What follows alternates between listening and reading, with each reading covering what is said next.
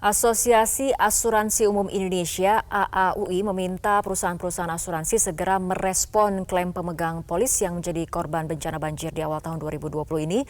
Menurut Direktur Eksekutif AAUI, Dodi Dalimunte, perusahaan asuransi perlu ikut mendata kerusakan atau kerugian yang diderita oleh para pemegang polis. Upaya pendataan bisa dilakukan perusahaan dengan memetakan lokasi mana saja yang terdampak banjir cukup parah. Dari pemetaan ini perusahaan bisa melihat berapa banyak konsumen mereka yang tinggal di daerah tersebut. Dodi sudah memperkirakan klaim asuransi umum terutama untuk properti dan kendaraan akan meningkat pada musim hujan seperti saat ini, tetapi menurutnya hal tersebut tidak akan mempengaruhi manajemen resiko industri asuransi umum secara signifikan.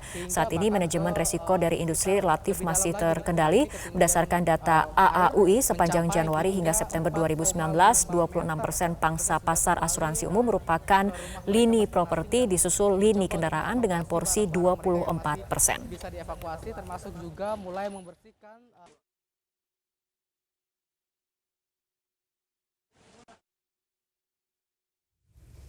Ribuan kendaraan, rumah, serta infrastruktur lainnya rusak parah dalam bencana banjir yang terjadi di wilayah Jabodetabek. Industri asuransi pun harus mempersiapkan diri untuk menerima klaim masyarakat yang terdampak banjir. Untuk mengetahui lebih lanjut tentang kriteria apa saja yang harus dipenuhi oleh masyarakat dalam melakukan klaim asuransi, kita telah terhubung dengan Direktur Eksekutif Asosiasi Asuransi Umum Indonesia, Bapak Dodi Dalimunte. Selamat sore, Pak Dodi. Sore, Mbak Rara.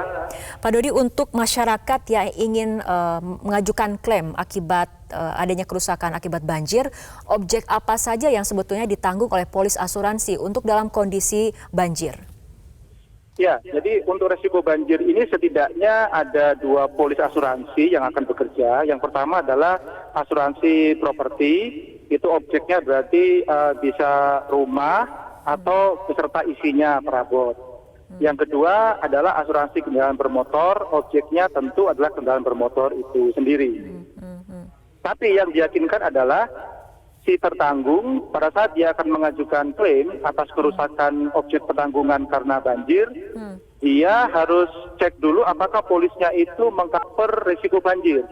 Karena untuk polis asuransi properti, asuransi kebakaran standar itu tidak mengcover risiko banjir.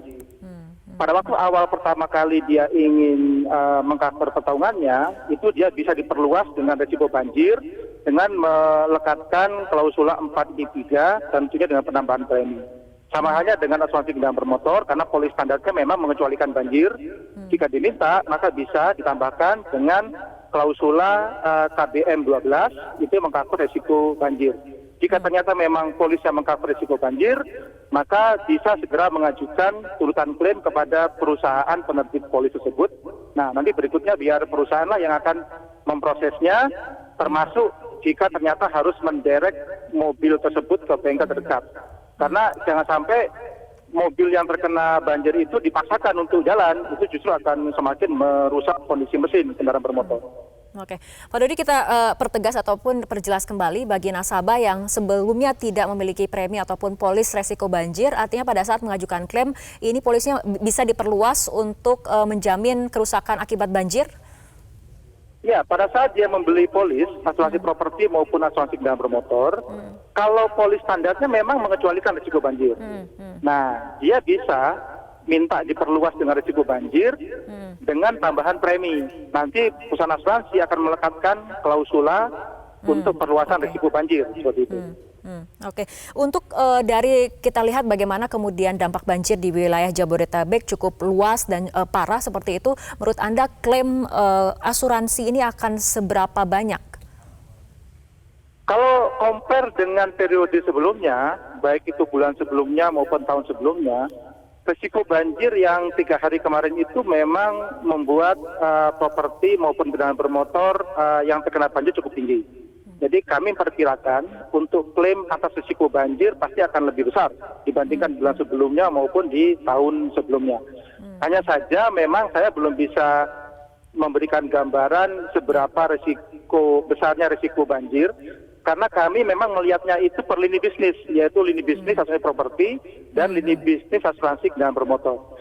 Sejauh ini masih dalam proses pengajuan klaim dari tertanggung ke penanggung. Ya. Jadi masih belum kita dapatkan data secara pasti berapa nilai yang menjadi liability perusahaan asuransi. Oke, mengenai pendataan ini sendiri, pemerintah juga kemudian sedang melakukan pendataan terus-menerus mengenai korban, kerusakan seperti itu. Dari perusahaan asuransi, apakah juga melakukan langkah proaktif untuk juga cepat melakukan pendataan bagi para korban ataupun nasabah yang memang akan melakukan klaim asuransi? Benar. Jadi perusahaan asuransi itu dia punya data ya. Siapa saja pemegang polis, termasuk yang alamatnya itu ada di resiko banjir, itu properti ya. Kalau kendaraan bermotor memang dia moving kan, jadi biarpun dia alamatnya di resiko banjir, kalau dia moving, kalau nggak kena banjir ya dia nggak akan mengajukan klaim juga. Tapi proaktif perusahaan asuransi udah mulai tunjukkan pada waktu hari pertama banjir kemarin, mereka sudah mulai memberikan informasi baik melalui medsos maupun websitenya itu, kontak person yang bisa dihubungi jika ada tertanggung mengajukan klaim. Termasuk juga persyaratan-persyaratan apa yang harus dipenuhi dan dilakukan jika mengajukan klaim ke perusahaan asuransi. Jadi ini bentuk proaktif dari perusahaan asuransi. Yang berikutnya lagi adalah perusahaan asuransi bisa kemudian melihat database yang ada di daftar nasabahnya, kemudian bisa langsung mendatangi untuk bisa melihat kondisi sekaligus melakukan survei sehingga bisa memproses klaim tersebut dengan cepat. Baik, Pak Dodi mungkin bisa memberikan informasi juga bagi para nasabah ataupun pemegang polis yang ingin mengajukan klaim asuransi, apa saja syarat-syarat yang memang harus dipersiapkan pada saat akan mengajukan klaim asuransi sehingga kemudian prosesnya dapat cepat dilakukan? Ya, yang pertama pastikan dulu bahwa polisnya itu mengcover risiko banjir. Maka dari situ kemudian segera yang ada di polis atau mungkin agen asuransi yang pada waktu pertama kali mengajukan mengajak untuk ikut asuransi tersebut, atau mungkin nama-nama yang ada tercantum dalam website perusahaan asuransi. Nah, kopi polisnya mungkin disertakan di situ, nanti kontak person perusahaan asuransi atau call center-nya akan langsung memberikan panduan seperti apa langkah-langkah yang seharusnya dilakukan. Setidaknya bagi tertanggung, dia bisa menyiapkan foto jika tepatnya.